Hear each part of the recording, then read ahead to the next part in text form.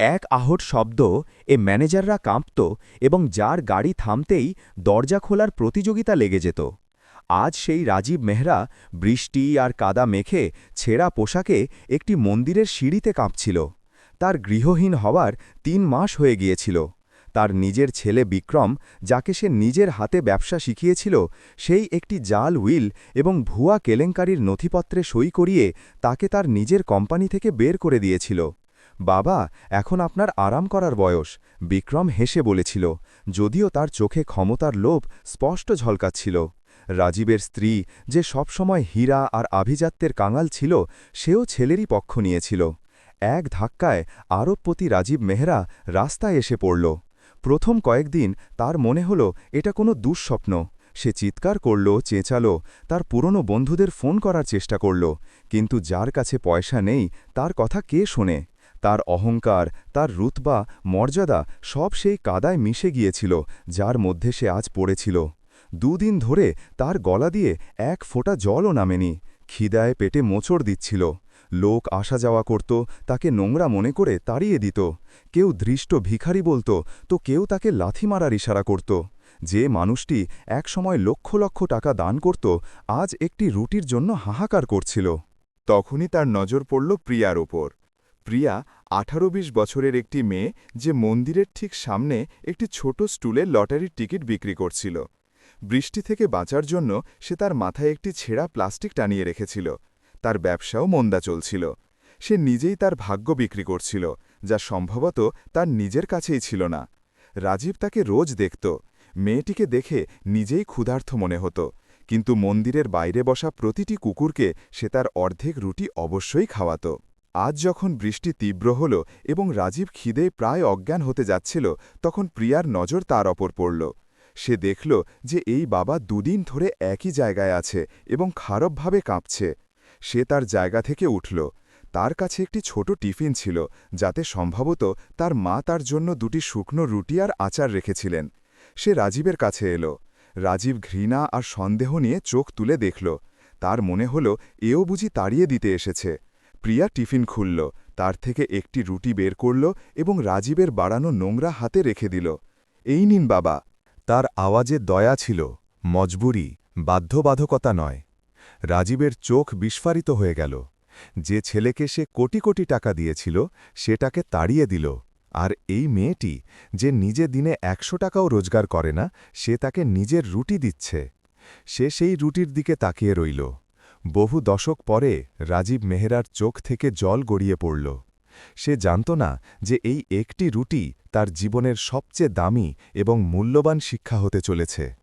রাজীবের হাত কাঁপছিল। সেই হাত কোটি কোটি টাকার চেক সই করেছিল, দামি ঘড়ি পড়েছিল, দুনিয়ার বড় বড় মানুষদের সঙ্গে হাত মিলিয়েছিল। আজ সেই হাত একটি শুকনো রুটি ধরতে কাঁপছিল। খিদে এত বেশি ছিল যে সে রুটির ওপর ঝাঁপিয়ে পড়তে চাইছিল, কিন্তু তার বাকিটুকু আত্মসম্মান তাকে আটকে দিচ্ছিল। প্রিয়া তার দ্বিধা দেখল। সে সেখানেই তার পাশে বৃষ্টিতে ভেজা সিঁড়িতে বসে পড়ল। সে তার ছোট ব্যাগ থেকে জলের একটি বোতল বের করল এবং রাজীবের দিকে বাড়িয়ে দিল। জল পান করুন বাবা, আটকে যাবে। রাজীব অবাক হয়ে প্রিয়ার দিকে দেখল। এই মেয়েটি, সে তাকে ঘৃণা করছিল না। সে তার ছেঁড়া ময়লা পোশাক আর লম্বা হয়ে যাওয়া দাড়ির আড়াল দেখতে পাচ্ছিল। সে তাকে একজন মানুষ হিসেবে দেখছিল। গত ৩ মাসে এই প্রথমবার এমন হল। রাজীব কাঁপতে কাঁপতে হাত দিয়ে রুটির একটি টুকরো ছিঁড়ল। যেই প্রথম গ্রাস তার গলা দিয়ে নামল, তার চোখ আবার জলে ভরে এলো। এটা শুধু শস্য ছিল না, এটা কারো দয়া ছিল, কারো মানবতার প্রমাণ ছিল। সে পশুর মতো নয়, বরং ধীরে ধীরে খেতে লাগল, প্রতিটি গ্রাসের স্বাদ নিতে নিতে। তো তোমার নাম কি? রাজীবের আওয়াজ, যা একসময় বোর্ডরুমে প্রতিধ্বনিত হতো, আজ ছেঁড়া এবং চাপা স্বরে বের হল। প্রিয়া। সে সহজভাবে উত্তর দিল। আর আপনি? আপনাকে তো এখানের বলে মনে হচ্ছে না, আগে কখনো দেখিনি। রাজীব কি বলতো যে আমি রাজীব মেহরা, আর এই পুরো শহর একসময় আমার ছিল? সে তিক্তভাবে হাসল।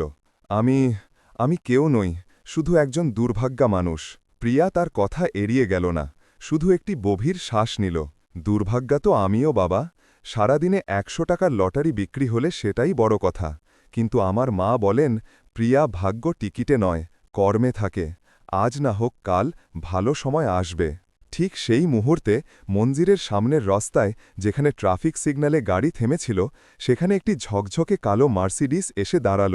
রাজীবের নজর সেটার ওপর পড়ল। VIP number plate ৭৭৭। এটা তার গাড়ি ছিল। ভেতরে বিক্রম বসেছিল, তার কোনো বন্ধুর সাথে হাসছিল। সে এক মুহূর্তের জন্যেও মন্দিরের সিঁড়িতে বসা ভিখারিদের দিকে তাকাল না। সিগন্যাল সবুজ হল আর গাড়ি দ্রুত গতিতে এগিয়ে গেল। রাজীবের কলিজা মুখে এসে গেল। তার ছেলে, তার রক্ত তার থেকে মাত্র কয়েক গজ দূরে ছিল, কিন্তু তাদের দুজনের মধ্যে একটি পুরো পৃথিবীর ব্যবধান ছিল। একদিকে সে, যে তাকে চিনতেও পারল না, আর অন্যদিকে এই অচেনা মেয়েটি, যে তাকে নিজের রুটি খাওয়াচ্ছে। তিক্ততা তার হৃদয়কে আঁকড়ে ধরল। সে রুটির শেষ টুকরোটি মুখে দিল। এটা এখন শুধু রুটি ছিল না, এটা একটি প্রতিজ্ঞা, শপথ হয়ে উঠেছিল। প্রিয়া উঠল। বৃষ্টি কিছুটা কমে গিয়েছিল। চলুন বাবা, আমার যাওয়ার সময় হয়ে গেছে। মা পথ চেয়ে থাকবে। রাজীব তাকে দেখল। এই রুটি তোমার এহসান, উপকার। প্রিয়া হাসল। এটি এমন একটি হাসি ছিল যা দারিদ্র্য সত্ত্বেও সত্য ছিল। এহসান কিসের বাবা? খিদে তো যে কারো লাগতে পারে। কাল যদি আমি ক্ষুধার্ত হই, তো কি জানি আপনি আমাকে খাইয়ে দেন? সে তার লটারির টিকিট গোছাতে শুরু করল। রাজীবের মাথায় এক ঘূর্ণিঝড় চলছিল। তার এতদিন মনে হতো যে পয়সাই শক্তি, পয়সাই সব কিছু। আজ সে বুঝল যে আসল শক্তি মানবতায় আছে। এই মেয়েটি, যার কাছে কিছু ছিল না, সে তাকে সেটা দিয়ে দিল যা তার আরবপতি ছেলে তার থেকে কেড়ে নিয়েছিল, বাঁচার একটি কারণ। সে ঠিক করে নিল সে মরবে না, সে এই অবস্থায় থাকবে না, সে ফিরে লড়বে। কিন্তু এইবার পয়সার জন্য নয়, বরং প্রিয়ার মতো ভালোত্বকে, ভালো মানুষকে এটা জানানোর জন্য যে পৃথিবী এখনও শেষ হয়ে যায়নি। প্রিয়ার চলে যাওয়ার পর রাজীব মেহরা ঘণ্টার পর ঘণ্টা সেখানেই বসে রইল। বৃষ্টি হালকা হয়ে গিয়েছিল, কিন্তু তার ভেতরে এক তুফান, ঝড় উঠেছিল। সে সেই শুকনো রুটির কথা ভাবতে থাকল।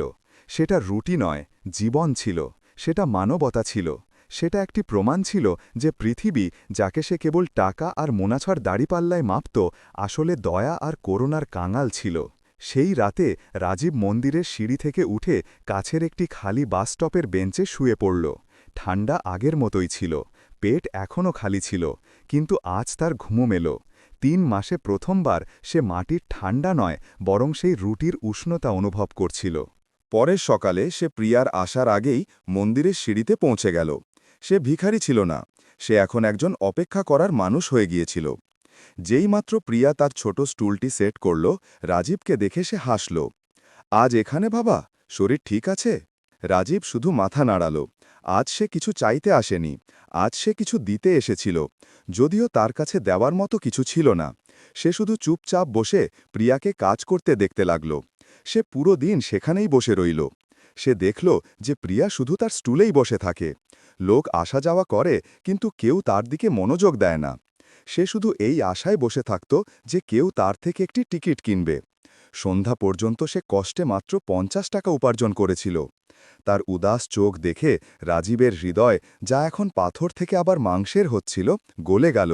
সন্ধ্যায় যখন প্রিয়া যেতে লাগল, রাজীব অবশেষে তার নীরবতা ভাঙল। তার আওয়াজ এখনও দুর্বল ছিল, কিন্তু তাতে একটি অধিকার ছিল। তুমি ভুলভাবে করছ, সে বলল। প্রিয়া থামল। তার মনে হল হয়তো বাবা ভিক্ষা চাইছে। সে তার ব্যাগ থেকে একটি বিস্কিটের প্যাকেট বের করল। এই নিন বাবা, আজ বিক্রি ভালো হয়নি, শুধু এটাই আছে। রাজীব বিস্কুট নেওয়ার জন্য হাত বাড়াল না। আমি ভিক্ষা চাইছি না, আমি তোমার কাজ নিয়ে বলছিলাম। হ্যাঁ? প্রিয়া অবাক হয়ে গেল। এই ভিখারির মতো দেখতে লোকটি তাকে ব্যবসা শেখানোর কথা বলছে। রাজীব তার আঙুল দিয়ে সিগন্যালের দিকে ইশারা করল। তুমি এখানে মন্দিরের কোণে বসে আছো, এখানে কে দেখবে? তোমার জায়গা ওখানে, সেই সিগন্যালে। প্রিয়া বিরক্ত হয়ে বলল, বাবা, সেখানে ট্রাফিক পুলিশ তাড়িয়ে দেয়, আর তাছাড়া যাকে নিতে হবে সে সেটাই নিচ্ছে যা তুমি বিক্রি করছো। রাজীব তার কথা কাটল। তুমি লটারি বিক্রি করছো, তুমি ভাগ্য নয়, তুমি আশা বিক্রি করছো। যে মানুষটি তার দামি গাড়িতে বসে আছে সেও দুঃখী হতে পারে, তার আশা চাই। যে বাইকে যাচ্ছে তার ধনী হওয়ার আশা চাই। তুমি কোণে বসে আশা কি করে বিক্রি করতে পারো? প্রিয়া তাকিয়ে রইল। এই লোকটির চোখে একটি অদ্ভুত উজ্জ্বলতা ছিল। ভিখারিদের মতো লাচারি, অসহায়তা নয়, বরং কোনো দক্ষ খেলোয়াড়ের মতো বুঝ। যখন সিগন্যাল লাল হয়, রাজীব বলতে থাকল, তখন তুমি গাড়ির মাঝখানে যাও, স্টুলে বসো না, মানুষের চোখে দেখো, তাদের এটা বলো না যে টিকিট কিনে নাও, তাদের বলো, কি জানি আজ আপনার ভাগ্য খুলে যায়, মানুষকে পণ্য নয়, স্বপ্ন বিক্রি করো। এই সেই রাজীব মেহরা ছিল যে জমি বিক্রি করে মানুষকে আকাশের স্বপ্ন বিক্রি করেছিল।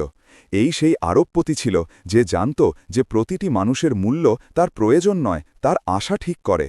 প্রিয়া কিছুক্ষণ ভাবল। তার কাছে এটা সব অদ্ভুত লাগছিল, কিন্তু এই বাবার কথায় একটি ভার ছিল। কাল কাল চেষ্টা করব, সে আস্তে করে বলল এবং চলে গেল। রাজীব তাকিয়ে রইল। সে জানত যে সে শুধু উপদেশ দেয়নি, সে তার ফিরে আসার প্রথম চাল খেলে দিয়েছে। পরের সকালে প্রিয়ার মনে এক অদ্ভুত দ্বন্দ্ব ছিল। সে বাবার কথা রাতভর ভাবছিল। আশা বিক্রি করো, পণ্য নয়, এই কথাটা তার হৃদয় গেথে গিয়েছিল। সে আজ মন্দিরের কোণে তার স্টুল লাগাল না। সে তার সমস্ত লটারি টিকিট তার ব্যাগে রাখল, জলের বোতল নিল এবং গভীর শ্বাস নিয়ে সেই তপ্ত সিগন্যালের দিকে হেঁটে গেল। প্রথম 15 মিনিট তার জন্য নরকের মতো ছিল। গাড়ির ধোঁয়া, ড্রাইভারদের কটমট করে তাকানো চোখ আর হর্নের আওয়াজ। সে প্রতি লাল বাতিতে কাঁপতে কাঁপতে এগিয়ে যেত। টিকিট নিন সাহেব, তার আওয়াজ ধোঁয়ায় চাপা পড়ে যেত। লোক তাকে তাড়িয়ে দিত, কাঁচ তুলে নিত। সে প্রায় হাল ছেড়ে দিয়ে আবার মন্দিরের সিঁড়িতে ফিরে যেতেই যাচ্ছিল, তখনই তার বাবার মুখ মনে পড়ল। তার চোখে একটি অদ্ভুত দূরদর্শিতা ছিল। পরে লাল বাতিতে একটি বড় অডি গাড়ি থামল। ভেতরে একজন ব্যবসায়ী সদৃশ লোক ফোনে কারো ওপর চিৎকার করছিল। তাকে দেখে চাপের মধ্যে মনে হচ্ছিল। প্রিয়া সাহস করে তার কাঁচের কাছে গেল এবং আলতো করে টোকা মারল। লোকটি রাগে কাঁচ নামাল। কি, খুচরো নেই, যাও এখান থেকে। প্রিয়া এইবার ভয় পেল না। সে তার সবচেয়ে পরিষ্কার আওয়াজে বলল, সাহেব, খুচরো চাই না, শুধু এটা বলতে চাই, কি জানি আজ আপনার ভাগ্য খুলে যায়। লোকতেই যে এইমাত্র কোনো ডিল ভেস্তে যাওয়ায় চিৎকার করছিল, এক মুহূর্তের জন্য থেমে গেল। সে প্রিয়াকে দেখল। এই মেয়েটি বাকি ভিখারি বা জিনিস বিক্রেতাদের মতো ছিল না। তার চোখে ভিক্ষা নয়, একটি অদ্ভুত প্রস্তাব ছিল। ভাগ্য খুলে যায়, এই শব্দগুলো তাকে বিঁধে গেল। সে হাসল না, কিন্তু তার রাগ কমে গেল। কত করে? 10 টাকা করে একটি, কিন্তু আপনি 100 টাকার বান্ডিল নিন, কি জানি। ঠিক আছে, ঠিক আছে, এই নিন। সে 500 টাকার একটি নোট বের করল। সবগুলো দিয়ে দাও, আর শুনো, খুচরো তুমিই রেখে দাও। প্রিয়ার হাত কেঁপে গেল। 5000 টাকা এক ধাক্কায়। সিগন্যাল সবুজ হয়ে গেল এবং গাড়ি চলে গেল, কিন্তু প্রিয়া সেখানেই দাঁড়িয়ে রইল। এটা কাজ করে গিয়েছিল, বাবা সঠিক ছিল। সেই দিন প্রিয়া থামল না। তার ভয় আত্মবিশ্বাসে বদলে গেল। সে এখন টিকিট নিন বলছিল না, সে প্রতিটি কাঁচের কাছে গিয়ে বলছিল, আজকের দিনটি আপনার হতে পারে, বা আশার ওপরই পৃথিবী টিকে আছে। সে শুধু লটারি বিক্রি করছিল না, সে 2 মিনিটের আনন্দ, 2 মিনিটের স্বপ্ন বিক্রি করছিল। সন্ধ্যায় যখন সে আবার মন্দিরের কাছে এলো, তখন তার ব্যাগ খালি ছিল, সব টিকিট বিক্রি হয়ে গিয়েছিল। আজ তার রোজগার ছিল 800 টাকা, তার 8 দিনের উপার্জনের সমান। সে দৌড়ে বাবার কাছে এলো, যিনি বাসস্টপের বেঞ্চে বসে আকাশের দিকে তাকিয়েছিলেন। বাবা, বাবা, সে হাঁপাচ্ছিল, সব বিক্রি হয়ে গেল, আপনি ঠিক বলেছিলেন। সে তার পকেট থেকে 100 টাকার একটি নোট বের করল এবং রাজীবের হাতে রাখার চেষ্টা করল। এটা আপনার অংশ, আপনার পরামর্শ ছাড়া এটা হতো না। রাজীব মেহরার মুখে মাসের পর মাস পরে একটি হালকা হাসি এলো। সে টাকা নেওয়ার জন্য হাত বাড়াল না। সে প্রিয়ার হাতটি ধীরে করে পেছনে ঠেলে দিল। এটা তোমার পরিশ্রম প্রিয়া, আমার উপদেশ নয়। কিন্তু সে এক মুহূর্তের জন্য থামল। যদি তুমি সত্যিই আমার সাহায্য করতে চাও, তাহলে কাল এই টাকা দিয়ে আমার জন্য একটি জিনিস আনতে পারো। হ্যাঁ, হ্যাঁ, কি, খাবার, নতুন পোশাক? প্রিয়া উৎসাহে ছিল। রাজীব রাস্তার ধারে আবর্জনার মধ্যে পড়ে থাকা একটি কাগজের দিকে দেখল। না, আমার জন্য একটি বিজনেস টাইমসের নতুন সংবাদপত্র এনে দিও। প্রিয়া অবাক হয়ে গেল। এই গৃহহীন, ছেঁড়া পোশাকের লোকটি যে ভিক্ষা নিচ্ছে না, সে ব্যবসার সংবাদপত্র কেন চাইছে? তার প্রথমবার অনুভব হল যে বাবাকে সে রুটি খাওয়াচ্ছিল, সে কোনো সাধারণ ভিখারি ছিল না। পরের সকালে প্রিয়া তাড়াতাড়ি উঠল। সে বাবার জন্য শুধু সংবাদপত্র নয়, বরং তার আজকের উপার্জন থেকে কেনা 2টি তাজা বড়া পাও এবং চাও নিয়ে এলো। সে অদ্ভুত অনুভব করছিল। একজন ভিখারি যে ব্যবসার সংবাদপত্র পড়ে, এই কথাটি তার হজম হচ্ছিল না। যখন সে বাসস্টপে পৌঁছাল, রাজীব সেখানেই বেঞ্চে বসেছিলেন। কিন্তু আজ তার ভঙ্গিমা ভিন্ন ছিল। তিনি ঘুমাচ্ছিলেন না, তিনি অপেক্ষা করছিলেন। তার চোখ রাস্তার দিকে স্থির ছিল, যেন কোনো জরুরি মিটিংয়ের অপেক্ষা। বাবা, এই নিন। প্রিয়া প্রথমে বড়া পাও এবং চায়ের প্যাকেট এগিয়ে দিল। রাজীব তার দিকে দেখলেন কিন্তু খাবার নিলেন না। তার চোখ সরাসরি সংবাদপত্রের দিকে স্থির হয়ে গেল, যা প্রিয়া তার ব্যাগে রেখেছিল। সংবাদপত্র, তিনি প্রায় আদেশ দিয়ে বললেন। প্রিয়া দ্বিধা নিয়ে বিজনেস টাইমস তার হাতে ধরিয়ে দিল। রাজীব খাবার পুরোপুরি উপেক্ষা করে গেলেন। তিনি সংবাদপত্রকে এমনভাবে ঝাঁপিয়ে খুলে নিলেন যেন কোনো ক্ষুধার্ত সিংহ তার শিকারের ওপর ঝাঁপিয়ে পড়ে। প্রিয়া সেখানেই দাঁড়িয়ে দেখতে রইল। বাবার আঙুলগুলি দ্রুত পৃষ্ঠাগুলিতে ছুটছিল। তিনি শুধু দেখছিলেন না, তিনি পড়ছিলেন। তার চোখ এক ভিখারির ছিল না, সেগুলিতে আগুন ছিল, একজন বিশ্লেষকের তীক্ষ্ণ নজর ছিল। তিনি সংবাদপত্রের স্টক মার্কেট পাতায় এসে থামলেন। তিনি কিছুক্ষণ ধরে সংখ্যাগুলির দিকে তাকিয়ে রইলেন। তারপর তার মুখ থেকে ফিসফিস করে আওয়াজ বের হল। বোকা, সম্পূর্ণ বোকা, ফার্মা স্টক বিক্রি করছে। সে নিজের সাথে কথা বলছিলেন। বিক্রম, তুমি সব নষ্ট করে দিলে। এই ডিল আমি 6 মাসের পরিশ্রমে দাঁড় করিয়েছিলাম, আর এই গাধা সেটা কোটির দামে বিক্রি করে দিল। প্রিয়া কেঁপে গেল। বিক্রম, এই সেই নাম নয় যা সেই দিন সেই মার্সিডিজের মালিকের নাম হিসেবে কেউ ডেকেছিল। তখনই রাজীবের নজর সংবাদপত্রের প্রধান পাতায় ছাপা একটি ছবিতে পড়ল।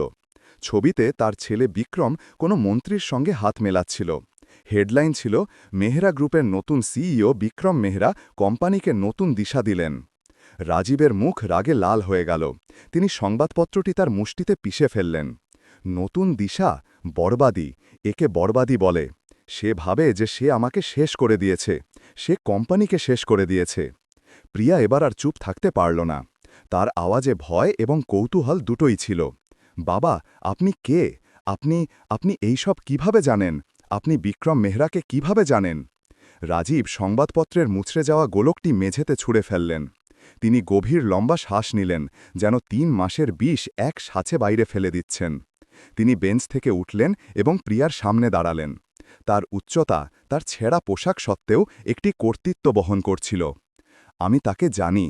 রাজীবের আওয়াজ এখন ছেঁড়া নয়, বরং গভীর এবং স্থির ছিল। কারণ সেই বিশ্বাসঘাতকের বাবা আমি। প্রিয়ার পায়ের নিচ থেকে মাটি সরে গেল। আমার নাম রাজীব মেহরা, তিনি বললেন, এবং প্রথমবারের মতো প্রিয়া তার চোখে ভিক্ষা নয়, বরং কোটি কোটি টাকার সাম্রাজ্যের অহংকার এবং কষ্ট একসাথে দেখল। এবং যে বিক্রম মেহরার ছবি তুমি সংবাদপত্রে দেখছ, সে আমার ছেলে, সেই যে আমার কাছ থেকে আমার সব কিছু কেড়ে নিয়ে আমাকে এই মন্দিরের সিঁড়িতে মরার জন্য ছেড়ে দিয়েছে। প্রিয়া হতবাক হয়ে গেল। সেই কালো মার্সিডিজ, সেই 777 নম্বর, সেই ব্যবসার উপদেশ, সব কিছু এক মুহূর্তে তার কাছে স্পষ্ট হয়ে গেল। সে কোনো ভিখারির নয়, বরং এই শহরের সবচেয়ে বড় আরবপতির সাহায্য করছিল, যে এখন গৃহহীন ছিল। প্রিয়া পাথরের মতো দাঁড়িয়েছিল। তার হাত থেকে বড়া পাওয়ের প্যাকেট ফসকে মেঝেতে পড়ে গেল। রাজীব মেহরা, এই নামটি শুধু সংবাদপত্রেই, উঁচু ইমারতে বা শহরের সবচেয়ে বড় চ্যারিটি ইভেন্টগুলিতে শোনা যেত। আর সেই লোকটি গত 2 দিন ধরে তার হাতে দেওয়া শুকনো রুটি আর বিস্কুটে বেঁচেছিল। সেই লোকটি যে তাকে ব্যবসা করার এমন একটি পদ্ধতি শিখিয়েছিল যা কোনো MBA স্কুলে পড়ানো হতো। কিন্তু আপনি এখানে এই অবস্থায়? প্রিয়ার আওয়াজ কষ্টে বেরোল। তার মনে হলো হয় এই বাবা পাগল হয়ে গেছে, অথবা সে নিজেই কোনো স্বপ্ন দেখছে। রাজীব মেঝেতে পড়ে থাকা মোড়ানো সংবাদপত্রটি তুললেন। তিনি বিক্রমের ছবির ঠিক নিচে মেহরা গ্রুপের লোগোতে নিজের নোংরা আঙুল রাখলেন। এটা আমি বানিয়েছিলাম, নিজের হাতে। এই লোগোর প্রতিটি কোণ আমার ভাবনা ছিল। আর আমার ছেলে বিক্রম, সে আমার কাছ থেকে শুধু আমার কোম্পানি ছিনিয়ে নেয়নি, সে আমার কাছ থেকে আমার নাম ছিনিয়ে নিয়েছে। সে আমাকে কেউ না বানিয়ে দিয়েছে। রাজীবের চোখে এখন জল ছিল না, সেগুলিতে একটি ঠান্ডা, বিপজ্জনক আগুন জ্বলছিল। 3 মাসের অপমান, খিদে এবং ঠান্ডা সব মিলে এখন একটি চুল্লি হয়ে গিয়েছিল। সে ভাবে যে আমি মরে যাব, রাজীব বলল। সে রোজ এটাই প্রার্থনা করে থাকবে। সে ভাবে যে এই ছেঁড়া পোশাকে আমাকে কেউ চিনবে না। সে সঠিক, কেউ আমাকে চিনছে না, তোমাকে ছাড়া। তিনি প্রিয়ার দিকে তাকালেন। তার চোখ এখন আর এক অসহায় বৃদ্ধের ছিল না, বরং একজন দাবা খেলার দক্ষ খেলোয়াড়ের ছিল, যে তার হারানো মন্ত্রীকে বা কুইন ফিরে পেয়েছে। প্রিয়া, তিনি বললেন, এবং এইবার তার আওয়াজে সেই কর্তব্য ছিল যা এই সাম্রাজ্যটি প্রতিষ্ঠা করেছিল। তুমি আমাকে রুটি দিয়েছ, তুমি আমাকে আমার অস্তিত্ব মনে করিয়ে দিয়েছ। এখন আমার তোমার সাহায্য চাই। প্রিয়ার বুক জোরে ধরফড় করে উঠল। সাহায্য? আমি কি করতে পারি? বাবা, মানে মেহরা সাহেব? বাবাই ঠিক আছে, রাজীব তিক্তভাবে হাসলেন। এখনও আমি ওখানেই আছি। শোনো, আমার কাছে ফোন নেই, আমার ব্যাঙ্ক অ্যাকাউন্ট ফ্রিজ হয়ে গেছে, আমার বাড়ি এখন আর আমার নয়। আমি এই বেঞ্চ থেকে উঠে সেই সিগন্যাল পর্যন্ত যাব তো বিক্রমের সিকিউরিটি গার্ডরা আমাকে পাগল ভেবে তাড়িয়ে দেবে। আমি এই খোলা রাস্তায় বন্দী। তিনি প্রিয়ার আরও কাছে এলেন। কিন্তু বিক্রম একটা ভুল করে গেল। সে এটা ভুলে গেল যে কোম্পানি ভলেই তার নামে হোক, কিন্তু কিছু লোক আজও বিশ্বস্ততার মানে বোঝে। আপনাকে কি করতে হবে? প্রিয়া জিজ্ঞাসা করল। মেহরা গ্রুপের পুরনো ফ্যাক্টরি, যা শহরের বাইরে আছে, সেখানে তোমাকে যেতে হবে। সেখানে তুমি একজন লোককে পাবে, ঘনশ্যাম মিশ্র। সে আমার পুরনো অ্যাকাউন্টেন্ট, কিন্তু আমি তাকে কখনো অ্যাকাউন্টেন্ট মনে করিনি। সে আমার ডান হাত ছিল। বিক্রম তাকে ফ্যাক্টরির ইনচার্জ বানিয়ে ফেলে দিয়েছে, কারণ মিশ্রজি সেই জাল উইলের সময় আমার সাথে ছিলেন। রাজীব তার ছেঁড়া পকেটে হাত দিলেন এবং একটি ছোট মোড়ানো কাগজের টুকরো বের করলেন।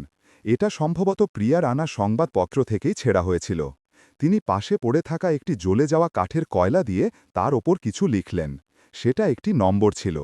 এটা মিশ্রজির পুরনো নম্বর, হয়তো এখন কাজ করবে না। যদি করে তো তাকে শুধু এতটুকু বলবে। রাজীব এক মুহূর্ত থামলেন। তাকে বলো, পুরনো বাজ, শিকারি পাখি, এখনও আহত, কিন্তু সে ওড়া ছাড়েনি। সে তার ডানা ফেরত চাইছে। আর যদি ফোন না লাগে তো তোমাকে ফ্যাক্টরিতে যেতে হবে, যে কোনোভাবে তার সাথে দেখা করতে হবে। এই কাগজটা তাকে দেবে। প্রিয়া সেই ছোট কাগজের টুকরোটি দেখল। সে জানত যে এটা শুধু কাগজ নয়, একটা স্ফুলিঙ্গ ছিল। এটা ধনীদের বিপজ্জনক খেলা ছিল। এতে তার জানও যেতে পারত। আমি করব, প্রিয়া অবশেষে বলল। তার আওয়াজে ভয় ছিল, কিন্তু তার চেয়ে বেশি সেই বাবার প্রতি শ্রদ্ধা ছিল, যিনি তাকে আশা বিক্রি করতে শিখিয়েছিলেন। সাবাস, রাজীব বললেন। তবে একটা কথা মনে রাখবে প্রিয়া, আজ থেকে তুমি শুধু লটারি বিক্রি করছো না, আজ থেকে তুমি আমার ভাগ্য বিক্রি করছো। সাবধান থেকো, বিক্রমের চোখ সব জায়গায় আছে। প্রিয়ার জন্য পরের ২৪ ঘণ্টা কোনো কুয়াশা থেকে কম ছিল না। সে তার সমস্ত জমানো পুঁজি, যা সে বাবার উপদেশ মেনে গত দুদিনে জোগাড় করেছিল, সেই পুরনো ফ্যাক্টরি পর্যন্ত পৌঁছাতে খরচ করে দিল। শহরের বাইরে নির্জনে দাঁড়িয়ে থাকা সেই ইমারত রাজীব মেহরা সাম্রাজ্যের পতনের সাক্ষ্য দিচ্ছিল। ভয় পেতে পেতে সে চৌকিদারকে ফাঁকি দিয়ে ভেতরে পৌঁছাল। যেমন রাজীব বলেছিলেন, ঘনশ্যাম মিশ্রকে সে একটি ছোট, ধুলো ভরা কেবিনে পেল। তাকে দেখে এক নিভে যাওয়া প্রদীপের মতো লাগছিল। এমন একজন মানুষ যাকে তার বিশ্বস্ততার শাস্তি দেওয়া হয়েছিল। কি চাই? মিশ্র চোখ না তুলে রূঢ়ভাবে জিজ্ঞেস করলেন। প্রিয়ার আওয়াজ কাঁপছিল। আমি কারো বার্তা এনেছি। সে সেই কয়লা দিয়ে লেখা কাগজের টুকরোটি টেবিলের ওপর রাখল। মিশ্র সেটা তুললেন, পড়লেন এবং তারপর ফেলে দিলেন। এটা কি মশকরা, কোনো নম্বর? তিনি বলেছিলেন। প্রিয়া চোখ বন্ধ করে রাজীবের কথাগুলো মনে করল। তিনি বলেছিলেন, পুরনো বাজ এখনও আহত, কিন্তু সে ওড়া ছাড়েনি। সে তার ডানা ফেরত চাইছে। মিশ্রের হাত, যা পুরনো রেজিস্টারে চলছিল, সেখানেই জমে গেল। তিনি তার চশমা নামালেন এবং প্রথমবারের মতো প্রিয়াকে ঘুরে দেখলেন। তার চোখে অবিশ্বাস, তারপর বিস্ময় এবং তারপর একটি চাপা বিশ্বস্ততার দ্যুতি জেগে উঠল। এইটাই কোড ছিল। এইটা তাদের আর রাজীব সাহেবের কোড ছিল, যা তারা ২০ বছর আগে কোম্পানির প্রথম বড় সংকটের সময় তৈরি করেছিলেন। সাহেব কোথায়? মিশ্রের আওয়াজে দশকের পর দশকের সম্মান ফিরে এসেছিল। মন্দিরের সিঁড়িতে। প্রিয়ার চোখে জল এসে গেল। মিশ্র তখনই উঠে দাঁড়ালেন। বিক্রম বোকা, তিনি দ্রুত বললেন। সে ভেবেছে সে সব জিতে নিয়েছে, কিন্তু সে ভুলে গেল বাজ তার ডিম কখনো এক ঝুড়িকা রাখে না। মিশ্র প্রিয়াকে একটি পুরনো সিল করা ঘরে নিয়ে গেলেন। সেখানে ফাইলের স্তূপ ছিল।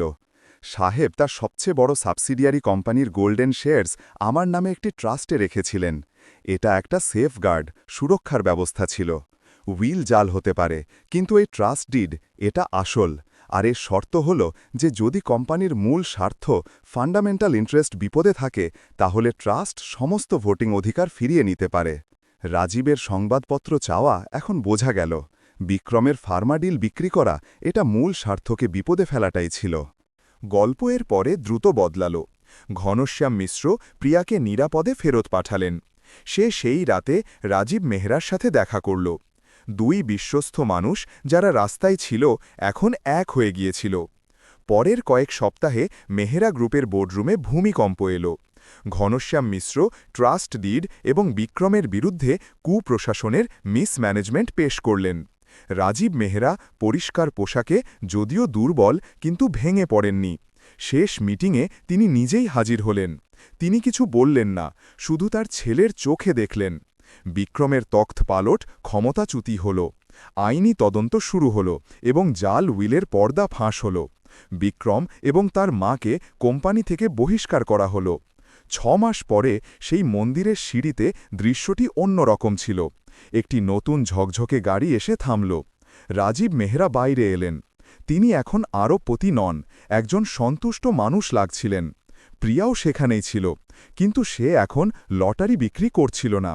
মন্দিরের কাছেই প্রিয়ার রান্নাঘর নামে একটি ছোট স্টল ছিল, যেখানে রোজ শত শত দরিদ্রকে বিনামূল্যে খাবার খাওয়ানো হতো। এটা রাজীব মেহরার পক্ষ থেকে সেই একটি রুটির সুদ ছিল। রাজীব প্রিয়ার মাথায় হাত রাখলেন। তুমি আমাকে সেই দিন রুটি খাইয়ে কিনে নিয়েছিলে বেটি। প্রিয়া শুধু মুচকি হাসল। তখনই রাজীবের নজর সিঁড়ির একটি কোণে পড়ল। সেখানে একজন লোক ছেঁড়া পোশাকে মুখ লুকিয়ে বসে ভিক্ষা চাইছিল। লোক তাকে তাড়িয়ে দিচ্ছিল। সে বিক্রম মেহরা ছিল। রাজীব তাকে দেখলেন, একটি লম্বা শ্বাস নিলেন এবং নিজের পকেট থেকে 100 টাকার নোট বের করে প্রিয়াকে দিলেন। যাও, তাকে দিয়ে দাও, বলো খিদে যে কারো লাগতে পারে।